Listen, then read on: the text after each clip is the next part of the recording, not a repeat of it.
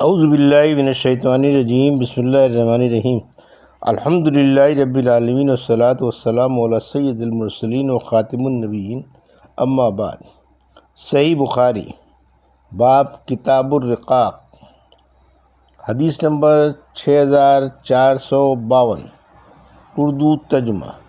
نبی کریم صلی اللہ علیہ وسلم اور آپ کے صحابہ کے گزران کا بیان اور دنیا کے مزوں سے ان کا علیحدہ رہنا۔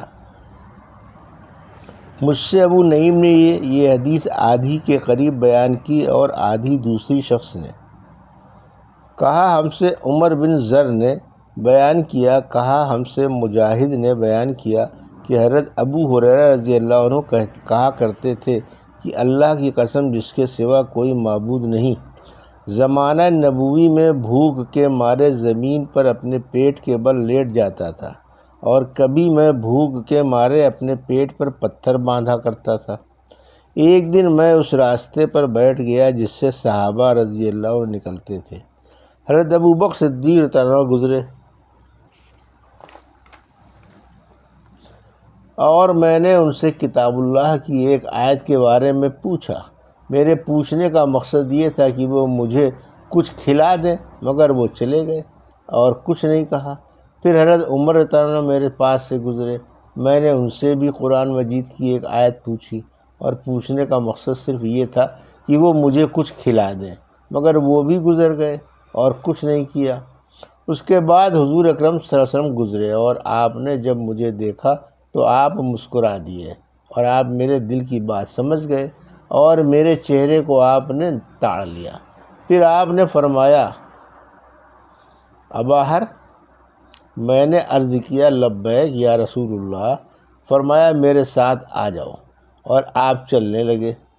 میں آنس صلی اللہ علیہ وسلم کے پیچھے چل دیا۔ پھر آنس صلی اللہ علیہ وسلم اندر گھر میں تشریف لے گئے۔ پھر میں نے اجازت چاہی اور مجھے اجازت مل گئی۔ جب آپ داخل ہوئے تو ایک پیالے میں دودھ ملا۔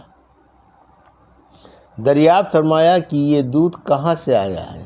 کہا کہ فلاں یا فلانی نے آنس صلی اللہ علیہ وسلم کے لیے تحفے میں بھیجا ہے۔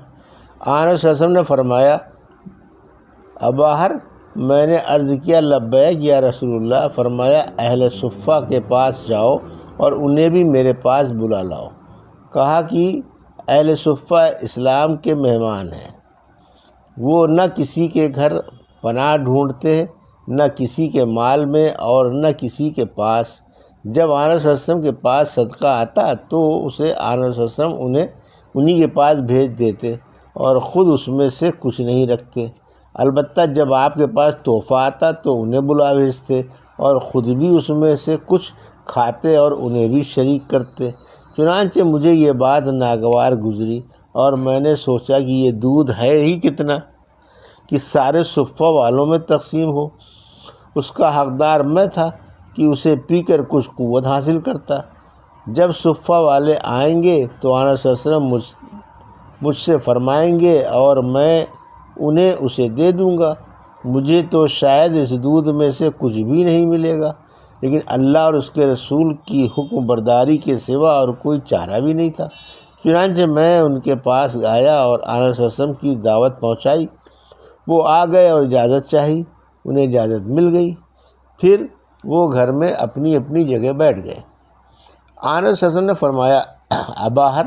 میں نے عرض کیا لبیک یا رسول اللہ۔ فرمایا لو اور اسے ان سب حاضرین کو دے دو۔ بیان کیا کہ پھر میں نے پیالہ پکڑ لیا اور ایک ایک کو دینے لگا۔ ایک شخص دودھ پی کر جب سیراب ہو جاتا تو مجھے پیالہ واپس کر دیتا، پھر دوسرے شخص کو دیتا، وہ بھی سیر ہو کر پیتا، پھر پیالہ مجھ کو واپس کر دیتا، اور اسی طرح تیسرا پی کر مجھے پیالہ واپس کر دیتا۔ اس طرح میں نبی کریم صلی اللہ علیہ وسلم تک پہنچا۔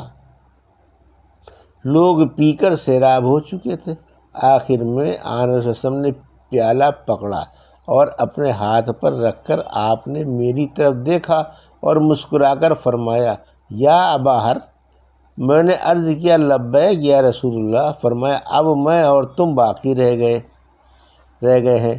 میں نے عرض کیا یا رسول اللہ، آپ نے سچ فرمایا۔ آنس صلی اللہ علیہ وسلم نے فرمایا بیٹھ جاؤ۔ اور پیو۔ میں بیٹھ گیا اور میں نے دودھ پیا، اور آن صلی اللہ علیہ وسلم برابر فرماتے رہے کہ اور پیو۔ آخر مجھے کہنا پڑا، نہیں، اس ذات کی قسم جس نے آپ کو حق کے ساتھ بھیجا ہے، اب بالکل گنجائش نہیں ہے۔ آن صلی اللہ علیہ وسلم نے فرمایا، پھر مجھے دے دو۔ میں نے پیالہ آن صلی اللہ علیہ وسلم کو دے دیا۔ آن صلی اللہ علیہ وسلم نے اللہ کی حمد بیان کی اور بسم اللہ پڑھ کر بچا ہوا خود پی گئے۔ حدیث نمبر 6453 اردو ترجمہ۔ ہم سے مسدد نے بیان کیا، کہا ہم سے یحییٰ قطان نے بیان کیا، ان سے اسماعیل بن ابی خالد نے، ان سے قیس نے بیان کیا، کہا کہ میں نے سعد بن ابی وقاص کی طرف سے سنا، انہوں نے بیان کیا کہ میں سب سے پہلا عرب ہوں جس نے اللہ کے راستے میں تیر چلائے۔ ہم نے اس حال میں وقت گزارا ہے کہ جہاد کر رہے ہیں اور ہمارے پاس کھانے کی کوئی چیز حبلہ کے پتوں اور اس کے ببول کے سوا کھانے کے لیے نہیں تھی، اور بکری کی مینگنیوں کی طرح ہم پخانا کیا کرتے تھے۔ اب یہ بنو اسد کے لوگ مجھ کو اسلام سکھلا کر درست کرنا چاہتے ہیں، پھر تو میں بالکل بد نصیب ٹھہرا اور میرا سارا کیا کرایا اکارت گیا۔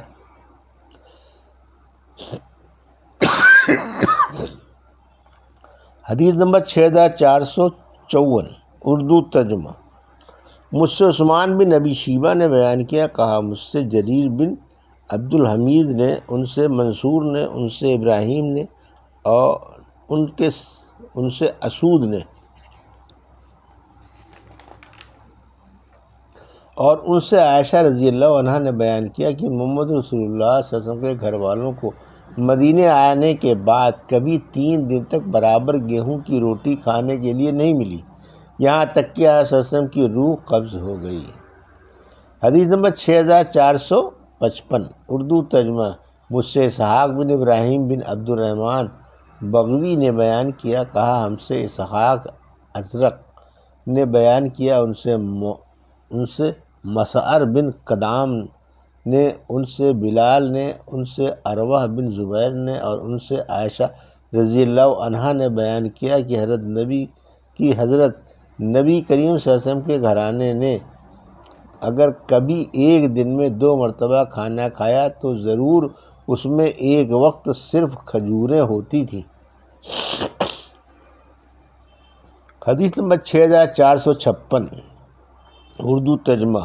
مجھ سے احمد بن رجاء نے بیان کیا، کہا ہم سے نظر نے بیان کیا، ان سے حشام بن عروہ نے کہا کہ مجھے میرے والد نے خبر دی، اور ان سے عائشہ رضی اللہ عنہا نے بیان کیا کہ نبی کریم صلی اللہ علیہ وسلم کا بستر چمڑے کا تھا اور اس میں کھجور کی چھال بھری ہوئی تھی۔ حدیث نمبر 6457 اردو ترجمہ۔ ہم سے حدبہ بن خالد نے بیان کیا، کہا ہم سے حمام بن یحییٰ نے بیان کیا، کہا ہم سے قتادہ نے بیان کیا، کہا کہ ہم انس بن مالک رضی اللہ عنہ کی خدمت میں حاضر ہوتے، ان کا نان بائیں وہی موجود ہوتا جو روٹیاں پکا کر دیتا جاتا۔ حضرت انس رضی اللہ عنہ لوگوں سے کہتے کہ کھاؤ، میں نے کبھی نبی کریم صلی اللہ علیہ وسلم کو پتلی روٹی کھاتے نہیں دیکھا، اور نہ انس صلی اللہ علیہ وسلم نے کبھی اپنی آنکھ سے سموچی بھنی ہوئی بکری دیکھی، یہاں تک کہ آپ کا انتقال ہو گیا۔ حدیث نمبر 6458 اردو ترجمہ۔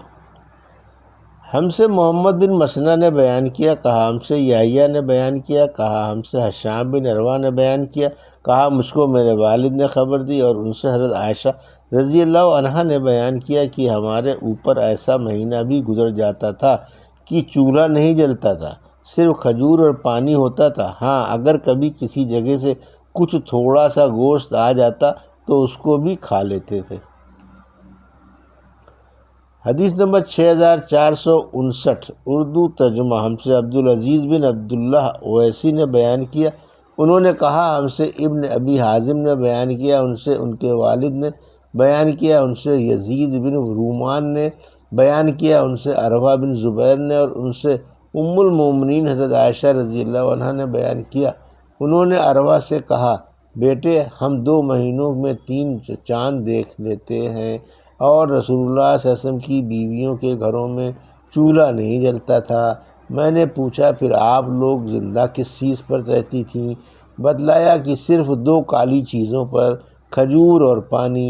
ہاں، آنس صلی اللہ علیہ وسلم کے کچھ انصاری پڑوسی تھے جن کے یہاں 2 ہیل اونٹنیاں تھیں، وہ اپنے گھروں سے آنس صلی اللہ علیہ وسلم کے لیے دودھ بھیج دیتے اور آپ ہمیں وہی دودھ پلا دیتے تھے۔ حدیث نمبر 6460 اردو ترجمہ۔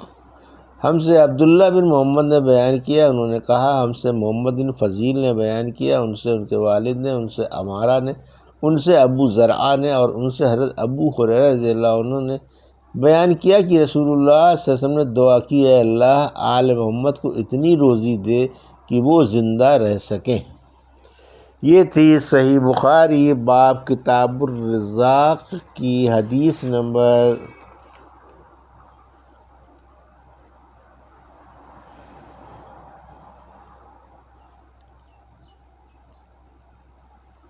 6452 سے 6460 کا اردو ترجمہ جو بھی آپ نے سماعت فرمایا۔ اللہ سے دعا ہے کہ اللہ ہمیں ان حدیثوں کی صحیح سمجھ عطا فرما اور ان پر عمل کرنے کی توفیق عطا فرما، آمین یا رب العالمین۔